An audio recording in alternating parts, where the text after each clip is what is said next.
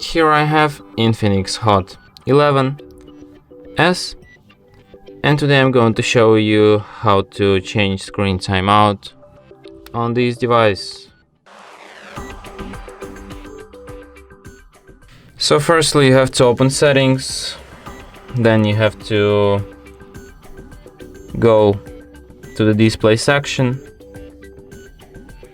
and here you can find screen timeout. You can change it to 15, 30 seconds or 1, 2, 5, 10 or even 30 minutes. I'll set it on 2 and we'll be glad with that. And that's it. Thanks for watching. If you find this tutorial useful, don't forget to hit that like button and subscribe to our channel.